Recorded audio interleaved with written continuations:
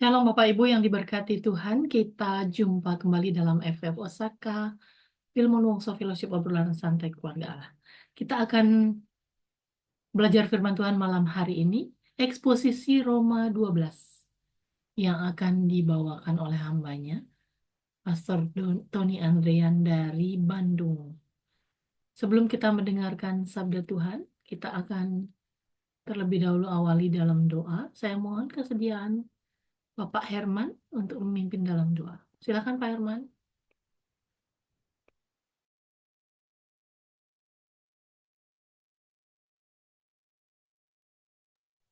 Ya, mari kita berdoa. Ya Bapa, kami ucap syukur ya Tuhan. Pada malam hari ini Engkau memberikan kami kesempatan untuk berkumpul dalam Zoom meeting ini. FWF, keluarga Osaka ya Bapa. Ya Tuhan, urapi Pak Tony Andrean ya Tuhan yang akan menyampaikan Roma 12 ya Bapa. Biarlah apa yang disampaikan ya Tuhan berasal daripadamu ya Bapa. Dan Kau urapi juga Ibu Ayu ya Tuhan yang menjadi host pada malam hari ini. Dan juga seluruh teman-teman yang sudah hadir untuk mendengarkan ya Tuhan. Biarlah kami menjadi tanah yang subur malam hari ini ya Tuhan. Dan siap ditaburi. Terima kasih ya Bapa. Inilah doa kami yang kami panjatkan di dalam nama Yesus, Tuhan dan Juru Selamat kami. Amin. Amin. Makasih Pak Herman. Ya. Silakan Pastor. Oke, selamat malam teman-teman sahabat FWF yang dikasihi dan berbahagia dalam nama Yesus Kristus. Salam. Nah, saya mendapatkan giliran nomor 12. Tapi berdasarkan pengamatan saya, surat Rasul Paulus kepada jemaat di Roma itu dibagi dua bagian ya. Roma pasal 1 sampai Roma pasal 8. Roma 9, 10, 11. Ya, itu berdiri sendiri sebenarnya. Karena itu bicara soal Israel ya. Nah, baru masuk ke Roma 12. Nah, yang menarik tuh Roma 12 ini ternyata berkaitan erat dengan Roma 9, 10, 11 ya. Jadi saya akan menjelaskan dari perspektif pembagian outline kitab Roma seperti itu. Mungkin ada juga yang menyampaikan kitab Roma tanpa pembagian outline seperti saya ya. Bisa saja mereka memperjelaskannya sama ataupun tidak sama. Tapi inilah sepengetahuan saya. Semoga menjadi berkat buat teman-teman semua. Saya tidak perlu cerita penulis kitab Roma yang sudah pasti teman-teman tahu itu adalah Rasul Paulus ya. Dan bagaimana yang lainnya karena waktu kita fokus saja ke Roma 12 ayat 1 sampai 2. Saya beri tema jadilah transformator, berubah bentuk spiritual menuju manusia transformatif ya. Jadi lewat Roma 12 ayat 1 sampai 2 tujuan akhirnya adalah supaya teman-teman menjadi transformator ya. Yang membawa spirit transformasi. Oke. Nah, ya. Kita harus membedakan antara reform dan transform ya. Ini dalam bahasa Indonesianya ya. Sebagai kata kerja, perbedaan antara reformasi dan transformasi adalah bahwa reformasi adalah memasuki bentuk atau kondisi yang baru dan lebih baik untuk mengembalikan keadaan baik sebelumnya atau membawa dari buruk ke baik. Untuk berubah dari yang lebih buruk menjadi lebih baik. Untuk mengubah, untuk mengoreksi. Sementara transform adalah sangat mengubah tampilan atau bentuk besar-besaran. Jadi kalau reformasi ya look like-nya masih sama. Hanya berubah susunannya. Reshuffle kabinet. Nah itu adalah reformasi. Tetapi bukan transformasi. Mungkin teman-teman sering mendengar istilah ini di kalangan dunia kekristenan. Terutama mohon maaf yaitu orang-orang karismatik ya. Dan Pentakosta. Ayo kita transformasi bangsa. Ya. Melalui doa dan lain sebagainya. Nah, apakah teman-teman mengerti arti transformasi itu? Transformasi itu berubah bentuk, saudara. Ya, berupa bentuk, bukan dikembalikan kepada satu sisi yang baik, saudara. Tadinya ini baik, sekarang buruk, kemudian dirubah jadi baik kembali. Bukan. Totalitas perubahan bentuk. Nah, itulah transformasi. Ya. Itu pun secara kajian bahasa ya. Anda bisa googling lah di bahasa Inggris, English to English, ataupun bahasa Indonesia. Bisa tahu artinya seperti apa. Oke. Nah, ya. Jadi teman-teman, kita paham betul secara universal dampak manusia berdosa menjadikan pikiran manusia juga rusak total. Pikirannya sia-sia, pengertiannya gelap, perasaan mereka tumpul, ya. Ini ayatnya di sini ya, Efesus 1 ayat 21, Roma 3 ayat 11, Kolose 1 ayat 21. Memang pengertian manusia itu sudah tumpul. Saya baca saja satu ayat ya, supaya kita tahu bahwa ini kan kajian Alkitabiah. Kolose 1 ayat 21. Ya. Dikatakan demikian. Juga kamu yang dahulu hidup jauh dari Allah dan yang memusinya dalam hati dan pikiran seperti yang nyata dari perbuatanmu yang jahat. Jadi manusia jatuh dalam dosa, pikirannya tuh ikut hancur, Bapak Ibu Saudara. Anda boleh percaya, Anda boleh tidak percaya, tapi itu faktanya. Bahkan kitab Mazmur pasal 14 ayat 1-3 menjelaskan, Tuhan melihat dari surga. Tidak ada seorang pun yang berakal budi. Artinya apa teman-teman? Ya pikirannya itu tidak mencari Tuhan. Pikirannya itu tidak mengenal Tuhan.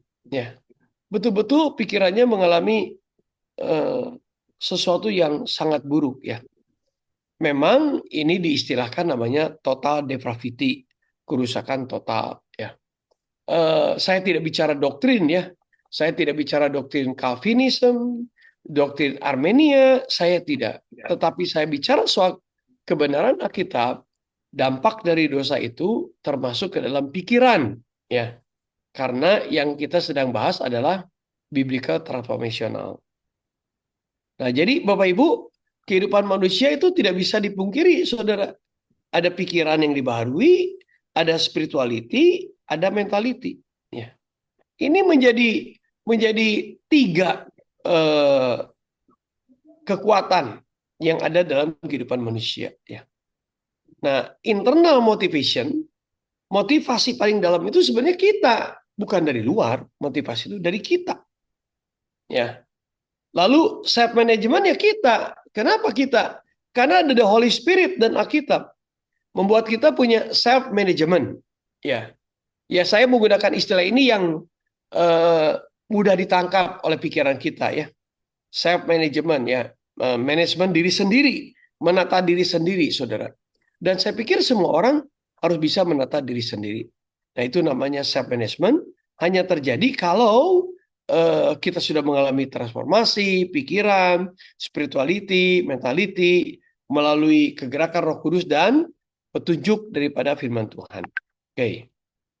Nah, dampaknya Saudara, ya kalau orang sudah mengalami transformasi maka ya kehidupannya berguna. Itu dampaknya. Kehidupannya berguna. Dan kita wajib hidup seperti Yesus. Oke. Nah, teman-teman, tadi saya sudah singgung bahwa Roma 12 ayat 1-2 ini berkenaan dengan Roma sebelumnya. Pasal 9, 10, 11. Mengapa? Karena ada ini, Saudara. Roma 12 ayat 1. Dimulai dengan frase, karena itu. Ya, ini bermakna adanya suatu relasi sebab akibat, jika dan maka. Jika saya lapar, maka saya makan. Ya, itu jika dan maka. Satu kecenderungan yang tidak bisa dipisahkan. Itu sudah hukum bahasa, Saudara. Ya, jadi dimulai dengan frase karena itu. Nah, karena bicara karena ini, maka Roma 9-11 ini dasar atau pokok utama bahasan dari Roma 12 ayat 1-2. Jadi dengan kata lain, ada hubungan timbal balik antara Israel, manusia di dunia, Saudara, dengan kita mengalami transformasi. Jadi hari ini Israel perang. Nah itu kita akan lihat sebenarnya ya bukan berhubungan dengan kita, tetapi secara globalisasi dengan perangnya Israel dengan daerah Timur Tengah, sadar tidak sadar ini mengakibatkan krisis, ya, mengakibatkan ya kan perdagangan saat ini di Indonesia lagi going down ya, lagi lesu ya, ya itu sudah data-datanya krisis ya, tanda-tandanya krisis. Oke, nah dikatakan ini karena itu dalam bahasa King James Version saya terjemahkan dalam bahasa Indonesia. Karena itu aku menasihatkan kamu saudara-saudara dengan belas kasihan Allah agar kamu mempersembahkan tubuhmu sebagai persembahan yang hidup, kudus dan dapat diterima oleh Allah yang merupakan pelayananmu yang maksud akal. Ya, itu. Tapi kalau dalam bahasa Indonesia atau terjemahan Lembaga Alkitab Indonesia disebutkan di sini Roma 12 ayat 1. Ya. Karena itu saudara-saudara demi kemurahan Allah. Nah, ini dikatakan aku menasihatkan kamu supaya kamu mempersembahkan tubuhmu sebagai persembahan yang hidup, yang kudus dan yang berkenan kepada Allah. Itu adalah ibadahmu yang sejati.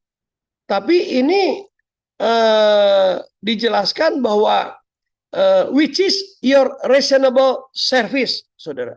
Dalam bahasa Inggrisnya. Pak Irfan pintar bahasa Inggris. Nah ini saudara, bahasa Inggrisnya. Ya, saya pikir kadang-kadang kita perlu juga untuk mengerti tentang bahasa Inggris ya.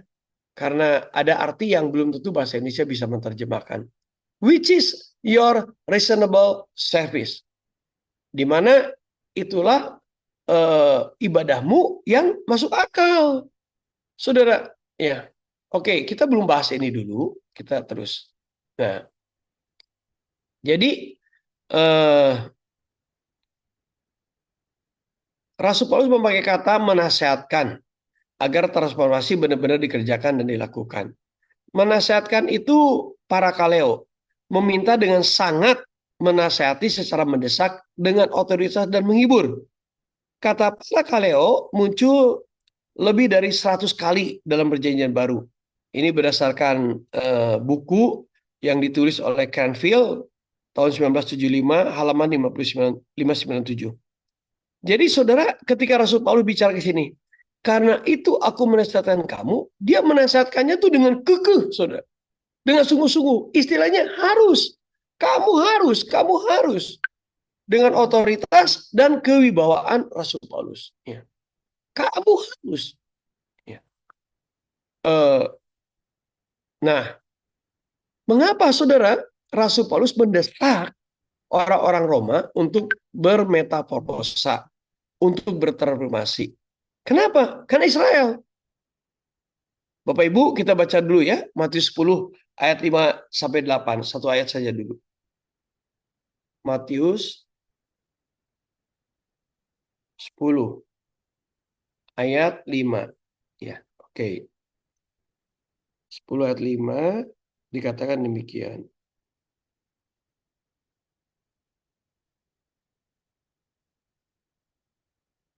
Oke. Kedua murid itu diutus oleh Yesus dan dia berpesan kepada mereka, jangan kamu menyimpang ke jalan bangsa lain dan masuk ke dalam kota orang Samaria. Melainkan pergilah kepada domba-domba yang hilang dari umat Israel. Pergilah dan beritakanlah kerajaan surga sudah dekat. Ya. Bapak Ibu, Tuhan Yesus menyuruh 12 murid, itu bukan kebangsaan Indo. Walaupun waktu itu adalah Israel itu multicultural, sudah banyak bangsa dari berbagai macam suku ada di Israel, di Yerusalem. Tapi Tuhan Yesus dengan jelas mengatakan kepada murid ke Israel. Bapak Ibu. Jadi Yesus datang ke dunia, diutus untuk memberitakan Injil kepada Israel. Ya. Itu sudah misinya. Nah, jadi Israel itu ada keterkaitannya dengan keselamatan seluruh umat manusia di dunia, Bapak Ibu. Oke, kita lihat saudara.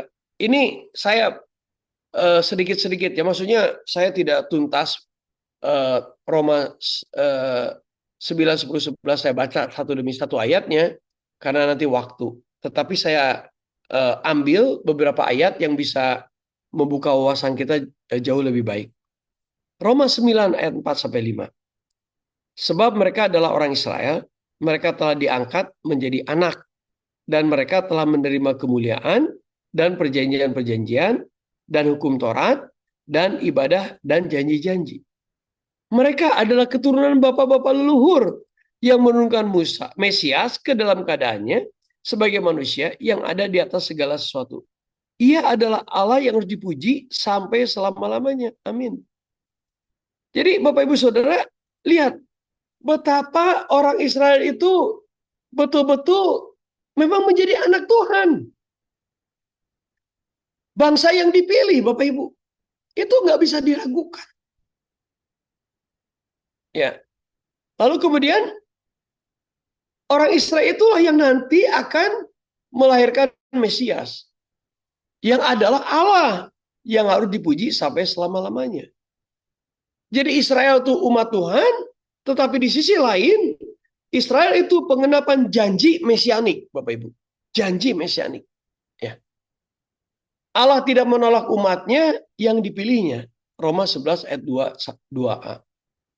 Mereka adalah kekasih Allah oleh karena nenek moyang.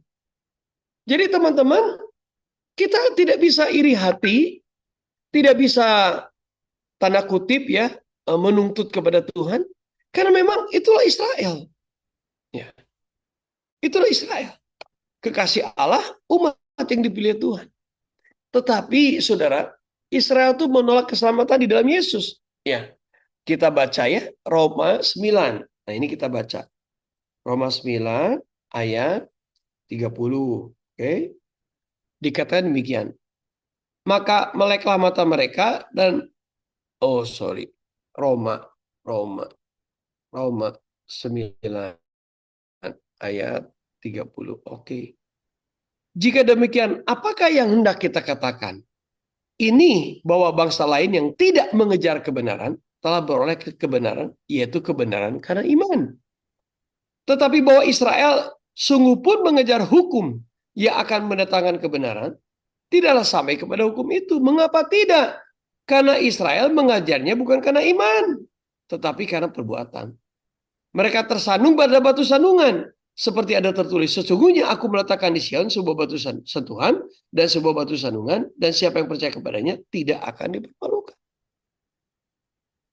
Jadi Bapak Ibu Saudara kasih, kenapa Israel itu menolak keselamatan dalam Yesus sampai hari ini? Orang Israel itu ingin mendapat keselamatan karena good deed perbuatannya. Ya. Ibarat teman-teman mau bikin SIM ya, kan ada ujiannya tuh, udah dapat ujian, letter luck ya. Pokoknya kalau nggak dapat ya sudah, nggak dapat. Itu loh letter luck. Ya, ada 10 hukum Taurat, ada 591 ya turunan daripada hukum Taurat. Mereka harus betul-betul melakukan. Sabat ya. Setiap Jumat sore sampai Sabtu sore itu sabat. Mereka tidak bekerja. Makanya di Israel ada lift yang tidak perlu tangan. Ya, kita datang dia buka. Ya. Kita tinggal masuk. Tidak boleh kerja. Nah, Bapak Ibu, itulah yang dilakukan oleh Israel. Ya. Kemudian, teman-teman, ya. Kemudian pelanggaran Israel. Saya mengatakan, aku telah berkenan ditemukan mereka yang tidak mencari aku. Aku telah menampakkan diri kepada mereka yang tidak menanyakan aku. Nah, ini nubuatan Yesaya untuk kita, saudara. Kita kan tidak mencari Tuhan waktu itu. Saya keturunan Tionghoa, generasi ke-5 atau ke-6. Ya. Papa saya cuma menyembah setiap bulan 12 baru, pasti ke atas, ya, di genteng itu dibuka, dipasang tuh sama bapak saya tuh tebu, ya. Ada babi kecap, ada ayam cajahe, saudara, ayam rebus, ya. Buah-buahan, ya papa sembahyang. Tapi kan tidak mencari Tuhan, mencari Yesus, mencari Allah Abraham, Ishak dan Yakub, tidak tahu. Lalu kemudian Roma 11 ayat 11. Maka aku bertanya, apakah mereka tersandung naruh jatuh? Sekali-kali tidak. Tetapi oleh pelanggaran mereka, keselamatan telah sampai kepada bangsa-bangsa lain supaya membuat mereka cemburu. Bapak Ibu, tapi karena kasih karunia Tuhan yang begitu besar kepada dunia ini, maka ketika Israel melanggar, Tuhan mengekspansikan, saudara, kasih karunia. Ya, diperbesar, saudara, kasih karunia itu. Bukan hanya buat orang Israel, tetapi buat kita, Bapak Ibu dan saya. Ya, oke. Jadi saudara, penolakan Israel, Roma 11 ayat 15, menjadikan pendamaian bagi dunia. Ketidakpercayaan Israel, seteru Allah Israel, menjadikan manusia non-Israel tercangkok di pohon zaitun sejati sebagai tunas. Ya, saya bacakan buat Anda Roma 11 ya, ayat 28. Ini penting ayat ini. Roma 11 ayat 28. Roma 11 ayat 28. Sabar. Oke. Mengenai Injil, mereka adalah seteru Allah. Oleh karena kamu, tetapi mengenai pemilihan, mereka adalah kekasih Allah oleh karena nenek moyang. Ya. Lalu kemudian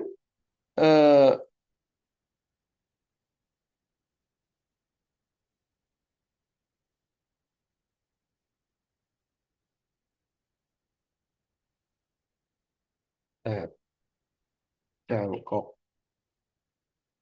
Oke.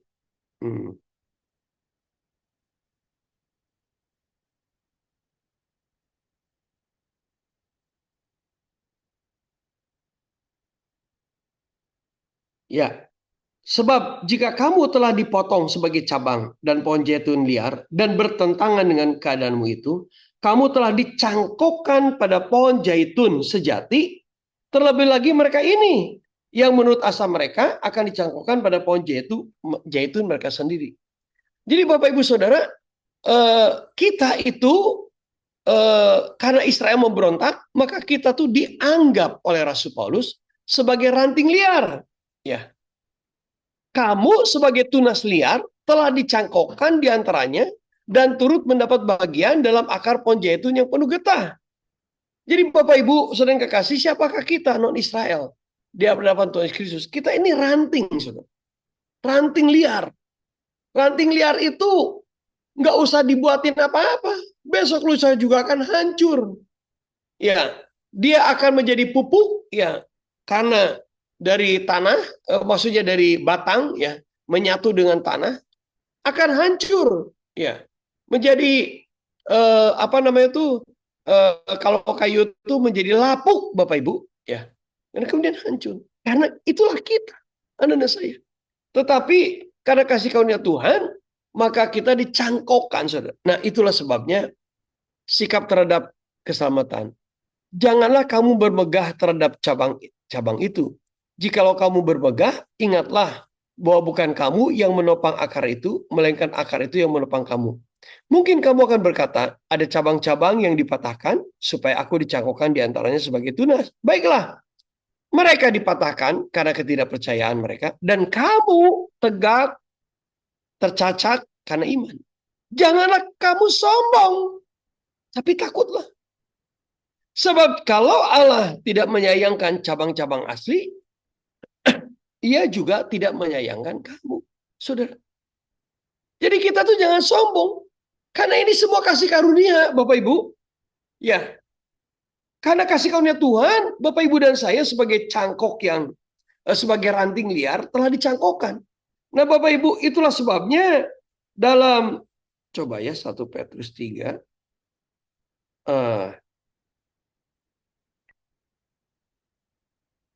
Kan tadi disebutkan supaya Tuhan itu membuat cemburu ya. Saudara kasih lewat karena Anda dan saya sudah dicangkokkan ke dalam pohon kehidupan yang sejati itu saudara, yaitu Tuhan kita Yesus Kristus. Maka berlakulah janji ini. 1 Petrus 2:9. Tetapi kamulah bangsa yang terpilih, imamat yang rajani, bangsa yang kudus, umat kepunyaan Allah sendiri, supaya kamu memberitakan perbuatan-perbuatan yang besar dari Dia yang telah memanggil kamu keluar dari kegelapan kepada terang yang ajaib. Jadi Bapak Ibu Saudara yang kasih, Anda hari ini sudah dicangkokkan di dalam pohon yang sejati, pohon zaitun, pohon kehidupan, saudara. Ya. Dan kemudian Alkitab juga menjelaskan bahwa Bapak Ibu dan saya sekarang equal, berdiri dengan Israel itu sama, saudara. Kita ini adalah gereja. Gereja berbeda dengan Israel. Israel berbeda dengan gereja. Gereja itu lahir dari kegerakan Yesus Kristus melalui pemberitaan Injil Kerajaan Surga, saudara. Itulah gereja. Jadi gereja adalah warisan kerajaan. Tapi Israel itu adalah umat pilihan Allah dalam rangka penyelamatan umat manusia dengan konsep sentripetal, saudara. Memusat. Orang Israel diangkat tinggi, sangat luar biasa, diberkati Tuhan, dan akan menarik bangsa-bangsa seluruh dunia untuk datang kepada Israel dan akan menyembah Tuhan Abraham, Ishak, dan Yakub, Bapak Ibu. Itu namanya sentripetal. Tetapi Anda dan saya sekarang ranting liar yang dicangkokkan menjadi imamat yang rajani, umat pilihan Allah, bangsa yang kudus, adalah satu umat di luar Israel. Karena kasih karunia Kristus, Anda dan saya dijadikan anak-anak Tuhan dengan tujuan Bapak, Ibu, dan saya hari ini menjadi manusia-manusia sentrifugal, saudara. Bukan sentripetal, tapi sentrifugal. Pergi, jadikanlah semua bangsa muridku. Nah, Bapak Ibu saudara kasih, itulah latar belakang Roma 12 ayat 1 sampai dengan 2. Nah, karena itu, ya, oke, kembali lagi ke sini ya. Ya, jadi Bapak Ibu, keselamatan di dalam Yesus Kristus menjadikan Anda dan saya mengalami transformasi. Transformasi akal budi akan terjadi. Ya. Jadi tadi saya sudah sebutkan ya, tunas liar yang dicangkokkan itu posisinya di hadapan Yesus Kristus sama posisinya seperti Israel, dan itulah gerejanya Tuhan. Kita disebut anak-anak Tuhan, disebut sahabat Allah, disebut kekasih Allah, imamat yang rajani, bangsa yang kudus. Wow, Bapak Ibu luar biasa loh. Nah, karena ini semua Bapak Ibu, seharusnya ranting liar yang sudah dicangkokkan kepada pohon kehidupan itu sudah mengalami transformasi metamorfosa Alkitabiah. Seharusnya Bapak Ibu dan saya sudah mengalami. Nah, sebelum masuk transformasi, maka yang pertama melakukan ibadah yang sejati, yang masuk akal. Apa sih Bapak Ibu? Terkadang kita dalam ibadah ya, ada ibadah, aduh musiknya kurang pengurapan. Tidak ngangkat pujiannya. Ya bisa saja terjadi Bapak Ibu. Mungkin karena pemusiknya tidak serius dan lain sebagainya. Tetapi saudara kasih, hakikat esensi ibadah itu bukan itu. Tapi apakah ibadah Anda dan saya berkenan di hadapan Tuhan? Nah, pertama, ibadah yang masuk akal adalah mempersembahkan tubuh yang hidup, yang kudus, dikuduskan, dibenarkan. Ya, Bapak Ibu. Jadi persembahkan tubuhmu yang hidup. Yang hidup itu artinya apa, saudara? Yang hidup itu tanpa dosa. Yang hidup itu adalah ranting liar tadi yang dicangkokkan, Bapak Ibu, dalam pohon zaitun, pohon sejati, pohon kehidupan itu. Karena saya, Tony, Anda sudah dicangkokkan, maka saya akan datang beribadah kepada Tuhan dengan tubuh yang benar, saudara. Bukan tubuh yang berdosa. Tubuh yang najis, Senin, Selasa, sampai Sabtu berbuat kehidupan yang tidak sesuai dengan Alkitab, Sabtu datang seolah-olah pencucian dosa. Bukan seperti itu. Ibadah yang masuk akal itu. Tetapi persembahkan tubuh yang hidup. Ya. Hidup intelektualitas yang kudus dan menyenangkan Tuhan, itu prioritasnya. Sound system bagus, boleh. Ada LED, oke. No problem, good, bagus. Saya juga kalau uang banyak mau beli LED nih. Ya. Tetapi Bapak Ibu, bukan itu esensinya. Tetapi bagaimana pemain musik kita? Betul nggak hidup dan intelektualitasnya kudus? Ya. Bagaimana worship leader atau pemimpin pujiannya? Bagaimana karakternya? Sesuai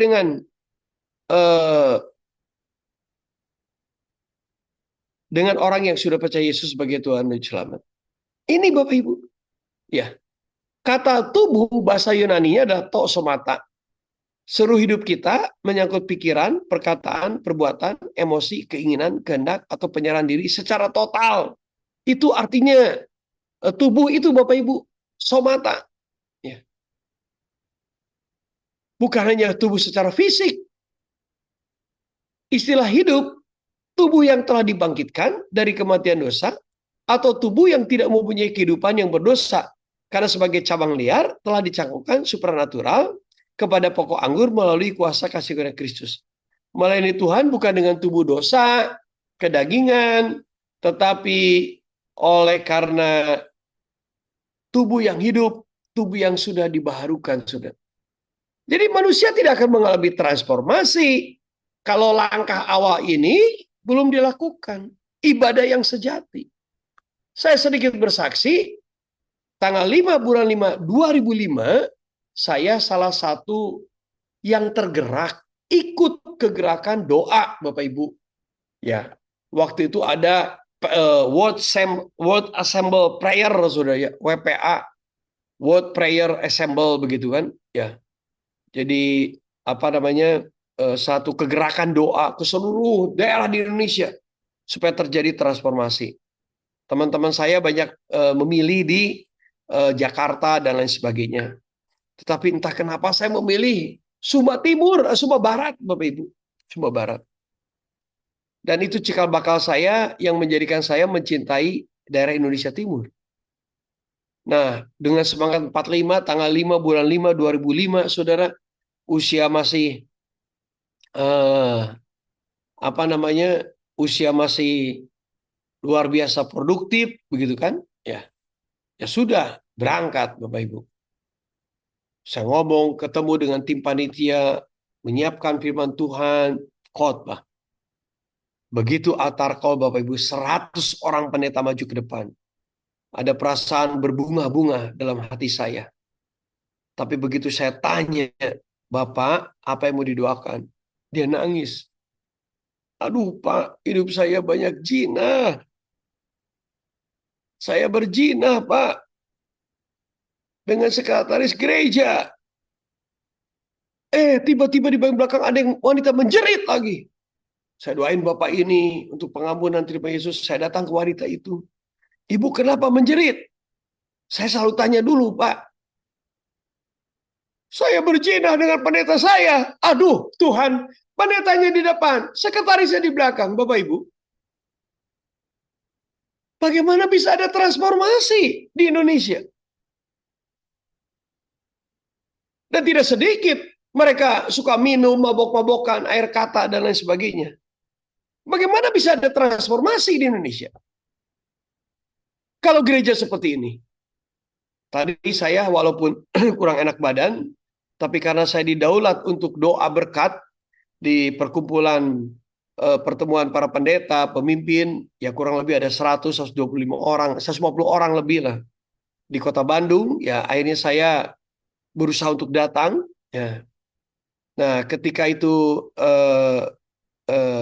datang ke sana, firman Tuhan yang disampaikan adalah kasih mentransformasikan bangsa. Dan ada satu slide Bapak Ibu. ternyata peta penginjilan di Indonesia, di Pulau Jawa khususnya, dari tahun 1980 sampai 2020 cenderung menurun, Bapak Ibu. Tidak menambah, cenderung decline. Jadi bukan menambah, sudah, bukan menambah jiwa. Why? Kenapa? Kita harus mengintrospeksi diri, saudara. Jadi saya suka katakan kepada teman-teman saya, ya, bahwa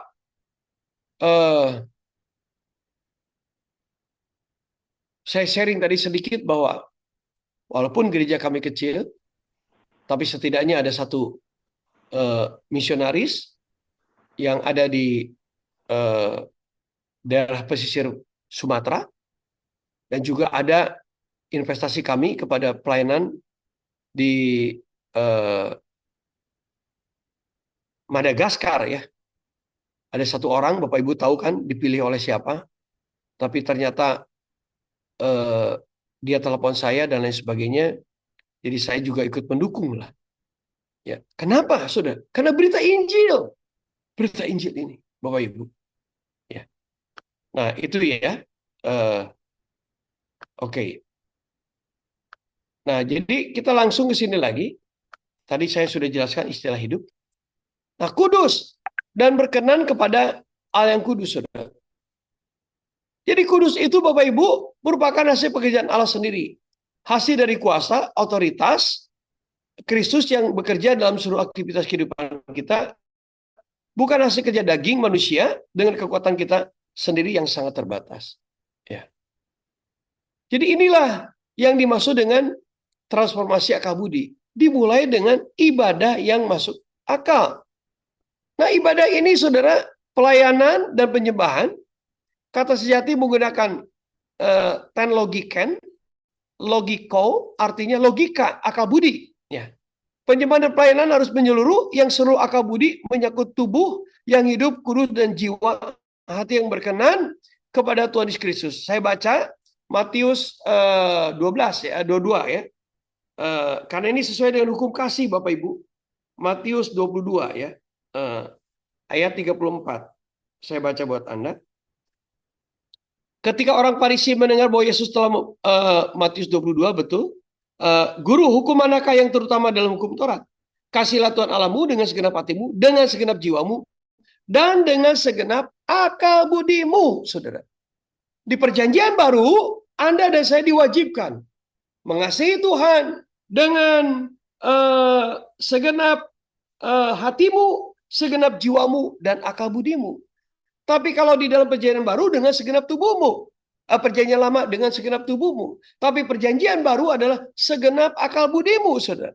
Jadi hanya transformasilah yang membaharui segala kehidupan Anda dan saya.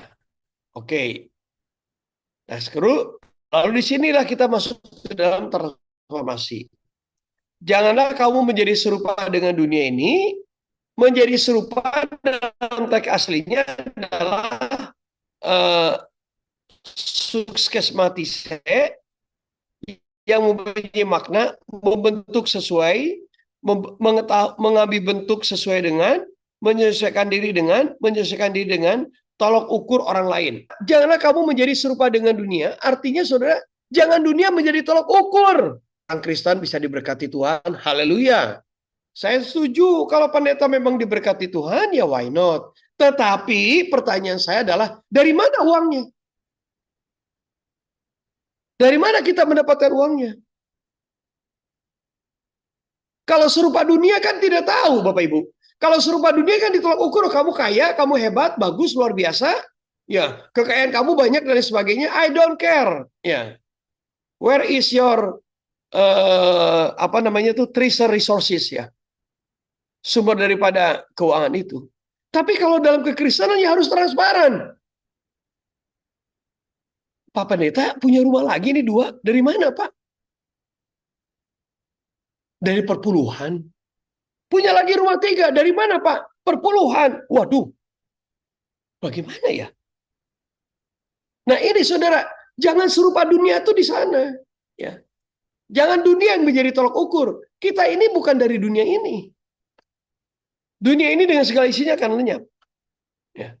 Nah itu Bapak Ibu. Karena itu Rasul Paulus katakan, firman Tuhan katakan, ya, berubahlah oleh pembaruan budimu. Kata berubah ini metamorfose dari kata metamorphoa yang merupakan gabungan dari kata meta dan morfo. Memiliki arti berubah bentuk atau berubah rupa atau roman, saudara. Ini ya saudara, dari apa namanya ulat jadi kepompong dan jadi kupu-kupu. Ya, ulat saudara. Ulat itu dengan kepompong sudah beda karakternya. Ulat dengan kupu-kupu berbeda karakternya Bapak Ibu. Jangan Anda menyamakan. Kita ini mengalami metamorfosa. Kalau istilah lain daripada metamorfosa ini, kamu adalah ciptaan baru. Ya. Kamu diciptakan oleh Tuhan. Efesus 2 ayat 10. Ya. Diciptakan oleh Tuhan. Disebutnya his hand workmanship. Ya. Jadi pekerjaannya tangannya Tuhan. Setelah Bapak Ibu dan saya percaya Yesus, dibentuk ulang saudara. Mukanya sama, ya. Look like-nya sama, tetapi mentalitas, spiritualitas, intelektualitas benar-benar baru. Ya. Kata budi ini memiliki arti budi, akal budi, pikiran. Ya. Arti yang lebih kompleks, the mind, intellect, understanding, intelligent faculty, judgment. Ya. Pokoknya pusat kemauan manusia yang mengambil keputusan yang menentukan tindakan manusia. Itulah akal budi, saudara. Pusat kemauan manusia yang menuntut keputusan-keputusan yang apa namanya tuh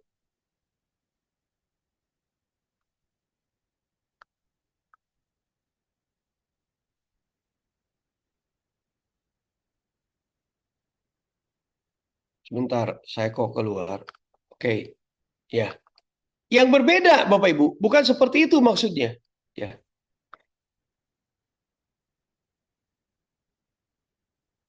Jadi pusat kemauan manusia yang mengambil keputusan yang menentukan tindakan manusia. Itulah akal budi.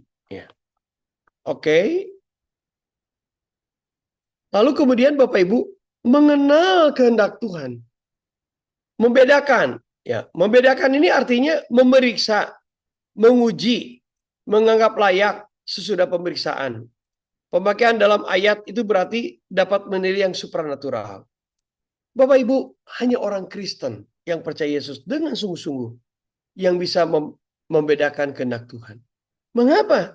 Karena mereka sudah percaya Yesus. Umatku binasa karena tidak mengenal aku. Semakin Anda mengenal Tuhan, Anda tidak binasa, maka Bapak Ibu dan saya bisa mengenal Tuhan. Mengenal Tuhan melalui kebenaran Alkitab, saudara. Bisa melalui mimpi, tapi tetap dikondisikan kembali dengan Alkitab. Berkenan kepada Allah, perasa yang berkenan kepada Allah, ya, artinya berkenan tanpa diikuti kepada Allah, meskipun istilah berkenan tidak diikuti dengan istilah kepada Allah, dalam naskah aslinya, tetapi dapat dimengerti bahwa memang demikianlah maksudnya. Karena hampir setiap kali istilah berkenan dipakai, kata kepada Allah atau kepada Kristus tersirat di dalamnya, saudara. Ya, Rasul Paulus mengatakan berkenan, saudara, tetapi itu maksudnya berkenan kepada Allah.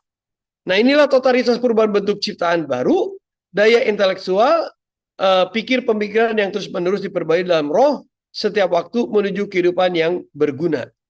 Nah, Bapak Ibu, itulah sebabnya. Ini beberapa slide lagi supaya kita memahami orang yang mengalami transformasi akal budi itu dikatakan dalam Efesus 4 ayat 23, restoration, restore your mind in the spirit, saudara. Jadi dibaharui dalam roh pikiranmu, ya. Itu artinya saudara mengalami transformasi. Nah, kalau orang yang dibaharui dalam roh, maka dia pasti tidak ada dusta. Ngomongnya ya adalah ya, tidak adalah tidak. Lalu kemudian tidak marah, saudara. Marah itu ada 3, ada orge yang positif karena marah karena dosa, tetapi ada parogismis, marah karena sakit hati, Bapak Ibu, ya. Perasaan tertusuk atau tumos, ya. Ini kegeraman, Bapak Ibu. Anda boleh marah orge karena dosa. Silahkan Anda marah. Tapi jam 6 sore sudah berhenti. Lalu kemudian jangan mencuri, Bapak Ibu, ya. Orang yang mencuri janganlah yang mencuri lagi, mencuri kemuliaan Tuhan, mencuri khotbah orang lain. Kalau kita mendapatkan khotbah dari orang lain ya sebutkan dari mana. Begitu dong. Ya, kita harus jujur Bapak Ibu, ya. Bekerja keras, membagikan sesuatu kepada orang yang berkurangan. Saudara, melakukan pekerjaan yang baik dengan tangannya sendiri. Hard work for the kingdom of God. Lalu, oke. Nah, jangan mendukakan Roh Kudus, ya. Nah, ini Bapak Ibu dibalik dalam roh pikiranmu yang mendukakan Roh Kudus itu apa, Saudara? Kepahitan, kegeraman, kemarahan, pertikaian, fitnah, kejahatan. Ramah seorang kepada yang lain, penuh kasih mesra, saling mengampuni, sebagaimana Allah di dalam Yesus Kristus. Nah, barulah setelah Roma 12 ayat 1 sampai 2, kita akan bahas Roma 12 ayat 3 sampai finish. Akibat manusia mengalami transformasi, maka dia akan mengalami Roma 12 ayat 3 ya sampai dengan terakhir ya, yaitu Anda akan mengalami karunia roh ya dan berbagai macam yang lainnya. Tapi saya pikir itu nanti saja dibahas seizin Tuhan. Tuhan Yesus memberkati. Semoga Roma 12 ayat 1-2 betul-betul dipahami, dimengerti, dan bisa kita mengalami kasih transformasi di dalam Yesus Kristus Tuhan. Oke, demikian Ibu Ayu. Terima kasih, Pastor. Ya. Sebentar.